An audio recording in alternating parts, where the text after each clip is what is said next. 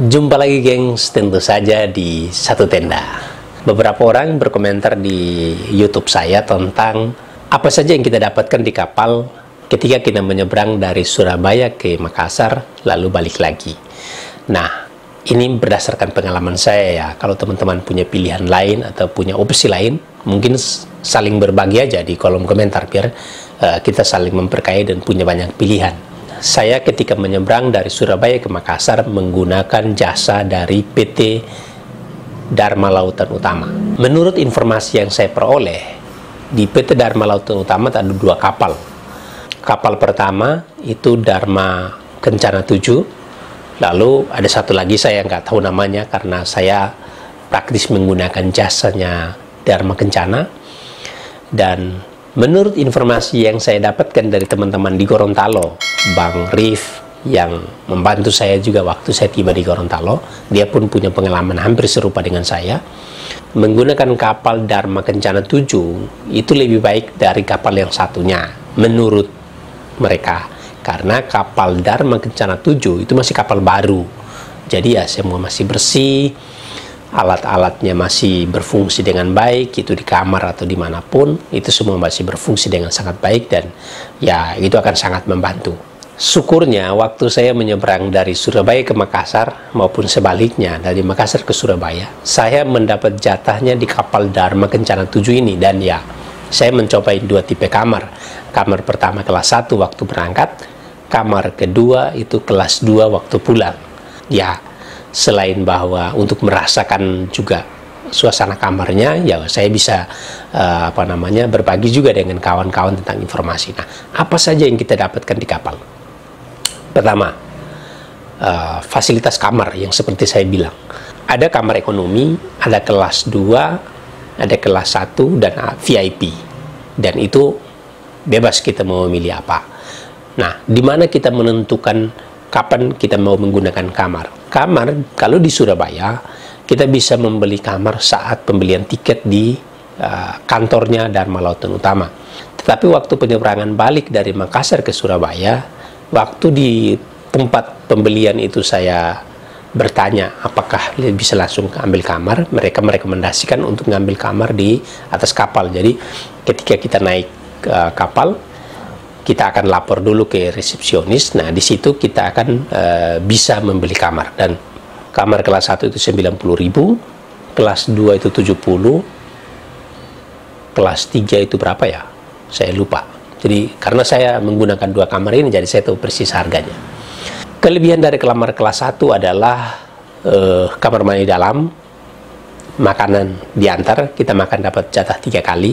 Jadi kalau kita berangkat hari ini ya, siang dapat makan, malam dapat makan, besok pagi dapat makan.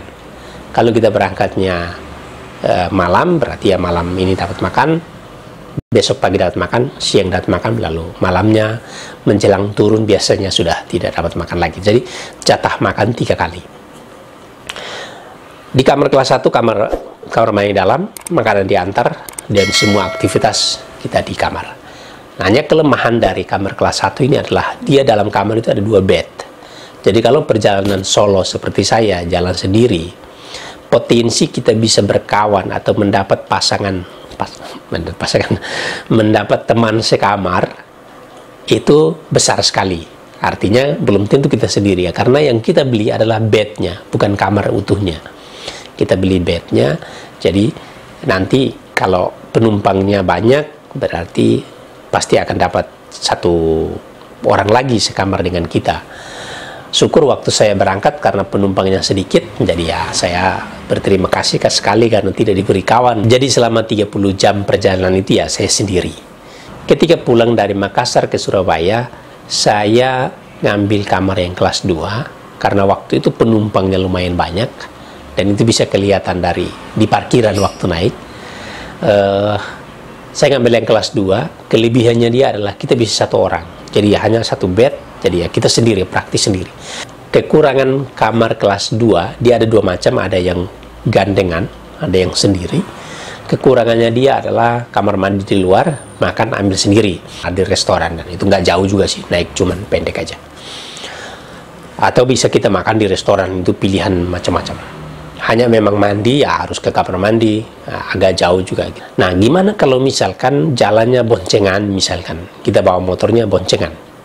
Sama prosesnya, kita membayar motor dan juga membayar tiket untuk 2 orang. Jadi ingat itu. Nah, di situ kalau kita ngambil kelas 1 mungkin akan bagus, karena apa?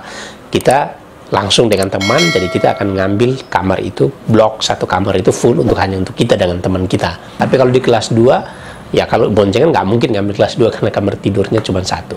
Tetapi kelas 2 juga ada 2 model, ada yang tunggal atau sendiri, tetapi ada juga yang gandengan. Bebas, kalian bisa memilih. Jadi ya kalau kalian bertanya apa yang kita dapatkan di kapal, ya itu tadi, kamar dengan masing-masing kelebihan dan kekurangan. Dan di kapal juga itu ada tempat pengambilan air panas, ada juga kafeteria. Di situ kita bisa beli air, beli cemilan dan segala macam. Di situ ada, memang dengan harga ya pasti beda lah ya dengan kita di darat. Kita di laut nih bos, harga beda. Dan juga tersedia tempat pengambilan air panas dan itu gratis. Oke, kurang lebih seperti itu. Itu kelebihan-kelebihan yang kita dapatkan ketika menggunakan kapal. Satu lagi saya tambahkan, di beberapa waktu lalu ada yang DM juga berkomentar, lalu bertanya soal kebutuhan surat apa aja waktu kita mau beli tiket penyeberangan di kapal. Cuman STNK dan KTP. Dan tentu saja ketika perjalanan di masa pandemi ya harus dapat rapid. 3 surat itu saja.